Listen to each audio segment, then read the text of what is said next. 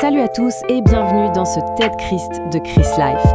Aujourd'hui, on attaque l'épisode 12, une perspective éternelle. On va parler de la perspective éternelle de la victoire. Et franchement, pour celles et ceux qui ont l'impression de ramer pour reprendre le contrôle de leur vie, eh bien, les prochaines minutes pourraient vraiment tout changer. On a plongé sans filtre dans le décryptage des idées d'Andrew Wommack et croyez-moi, ça va secouer. Alors, on commence direct avec une phrase qui met les pieds dans le plat. Vous ne pouvez pas être une victime et un vainqueur en même temps. Vous devez choisir. C'est signé Andrew Wommack. C'est cash, hein. C'est un choix, pas un truc qu'on négocie. Se plaindre de ses galères, en fait, ça nous éloigne de la solution. Wommack le dit clairement, pas d'excuses, pas d'exception. L'idée, c'est de lâcher ce statut de victime pour enfin prendre les rênes. Si ça vous parle, alors vous êtes au bon endroit. Et ça nous amène à la question qui tue, regardez bien. Vos pensées actuelles construisent-elles votre prison ou dessinent-elles votre victoire? Prenez une seconde pour y penser. Vraiment. Les pensées qui tournent en boucle dans notre tête là, maintenant, est-ce qu'elles sont en train de bâtir notre avenir de gagnant ou est-ce qu'elles nous enferment? C'est exactement de ça qu'on va parler. Alors, comment on fait pour construire cette victoire? Andrew Wommack nous donne une clé, et pas n'importe laquelle. L'arme la plus puissante qu'on possède, c'est notre imagination. Et là, attention, on ne parle pas de rêverie pour s'évader, non. Pour lui, l'imagination, c'est le véritable champ de bataille. C'est là, dans notre esprit, que se joue notre destin. C'est là que tout commence. Ok, donc on entre dans notre première partie, la guerre de l'imagination. Le concept est simple, mais puissant. La vraie bataille contre l'anxiété, la déprime, le stress, elle ne se joue pas dehors, dans nos circonstances, elle se joue à l'intérieur, dans notre tête. C'est une guerre de pensée, surtout quand elles partent dans tous les sens. Et là, Wommack nous donne une perspective super intéressante sur ce que la Bible appelle le cœur. D'après Proverbe 4,23, on doit le garder plus que tout. Pourquoi? Parce que ce n'est pas juste le muscle qui bat dans notre poitrine. Non, le cœur, ici, c'est notre imagination. C'est comme la tour de contrôle de notre vie. Ce qu'on laisse s'installer et dominer dans cette tour de contrôle, eh bien ça dicte nos émotions, nos choix et au final, toute notre destinée. C'est énorme quand on y pense. Mais alors, si c'est si simple, où est le problème? Pourquoi on galère autant? Ça, c'est notre deuxième partie, le piège du temporaire. Le piège, selon Andrew Wommack, c'est qu'on est obsédé par ce qu'on voit avec nos yeux. On est bloqué sur le visible, le concret, mais le truc, c'est que tout ce qu'on peut voir, c'est temporaire. Ça change tout le temps. Regardez ce tableau, il résume tout super bien. C'est basé sur 2 Corinthiens 4, 18. À gauche, on a les choses visibles, les trucs temporaires, les problèmes, les circonstances, le corps, les finances, bref, tout ce qui nous stresse au quotidien. Et à droite, on a l'invisible, l'éternel, les promesses de Dieu, les vérités spirituelles, la paix intérieure. La vraie question, c'est où est-ce qu'on choisit de poser notre regard? Sur la colonne de gauche, qui bouge tout le temps, ou sur la colonne de droite, qui est stable? Et soyons honnêtes, notre société est devenue championne du monde des excuses. On a tous une bonne raison.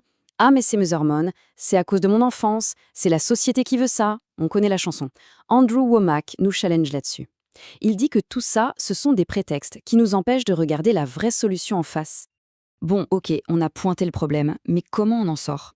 C'est là qu'on arrive à la troisième partie, qui est juste fondamentale, l'invisible et la vraie réalité. La solution, c'est de changer de perspective et de comprendre que ce qu'on ne voit pas, l'éternel, est en fait la réalité la plus solide. C'est la clé pour trouver une paix et une victoire qui ne vacillent pas au premier coup de vent. Et pour appuyer ça, il y a cette promesse incroyable dans Ésaïe 26, verset 3, « Tu garderas dans une paix parfaite tous ceux qui ont confiance en toi, tous ceux dont les pensées sont fixées sur toi. » Vous entendez ça? La paix parfaite, ce n'est pas un truc mystique ou un coup de chance.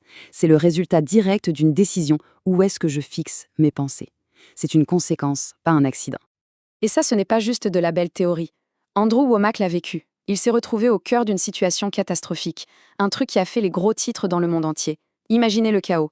Un de ses amis l'appelle et lui dit « Andrew, reste chez toi, annule tout, tu ne peux pas prêcher. » Sa réponse, elle est juste énorme. Il a dit « Jésus n'a pas changé, j'arrive. » Et il est allé prêcher toute la journée, complètement rempli de paix. Pourquoi? Parce que son focus n'était pas sur la tempête médiatique, mais sur ce qui est éternel. Alors là, on se dit « Ok, super pour les crises mondiales, mais pour mes petites galères de tous les jours, ça marche aussi. » La réponse est un grand « oui ». Et c'est ce qu'on va voir dans cette quatrième partie, victime ou vainqueur, un exemple hyper concret. Accrochez-vous, cette histoire est géniale. Andrew Wommack rentre d'un voyage de ministère super galère. Pour se remonter le moral et s'acheter la paix, il décide de se faire un petit plaisir. Il achète 2 voitures neuves. Tranquille. Une semaine plus tard, il sort de son garage, et là, c'est le drame. Il emboutit l'une de ses voitures neuves avec son autre voiture neuve. Les bœufs sont rayés. Franchement, la rage, non? On imagine la scène. Mais c'est sa réaction qui est incroyable. Au lieu de s'énerver, sa première pensée a été « ce n'était que des voitures, ça n'avait pas d'importance ». Et voilà, c'est ça la perspective éternelle en action. Un truc qui aurait pu gâcher sa semaine est devenu, comme le dit l'apôtre Paul, une légère affliction passagère. Il a choisi d'être vainqueur sur la situation, pas victime de sa propre étourdisserie. Bon, tout ça c'est super inspirant, mais la vraie question c'est, concrètement, on fait comment? Comment on passe de la théorie à la pratique? C'est l'objectif de notre dernière partie, reprendre la puissance. Et la base de tout, c'est de graver ça dans sa tête. Pas d'excuses, pas d'exception. C'est la conviction que chacun de nous a reçu la capacité de surmonter ce qui lui arrive. Ce n'est pas un truc pour les super spirituels, c'est un potentiel qui est en chacun de nous. Alors voilà le défi pour la semaine. C'est un plan d'action en 3 étapes. 1. Refusez. Dites non. Refusez de laisser les circonstances, les galères temporaires dicter vos émotions. C'est une décision. 2. Capturez. Devenez le videur à l'entrée de votre esprit. Chaque pensée négative qui se pointe et qui contredit ce que Dieu dit, vous la chopez. Et 3. Remplacez-la. On ne laisse pas un espace vide, on remplace activement cette pensée pourrie par une promesse de Dieu. L'appel est clair. Reprenez la puissance sur votre esprit. Pas demain, pas le mois prochain, pas quand ça ira mieux, non, dès aujourd'hui. C'est une décision qui peut littéralement tout changer. Finalement, tout se résume à ça. Est-ce qu'on veut enfin aligner ce qu'on croit dans notre tête avec ce qu'on voit dans notre vie? Est-ce qu'on va arrêter de voir ce décalage entre les promesses et notre réalité de tous les jours?